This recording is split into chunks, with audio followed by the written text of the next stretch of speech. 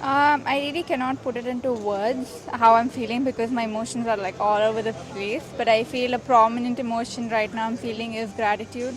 I'm just very, very grateful for the people I have in my life, the kind of comfort I have in my life, and the way I performed today. Isha, since you three were there, this first I'll talk about the team success. It's a success which you can share with your teammates. You're the youngest of the three, so keeping that in mind, how special is that achievement first?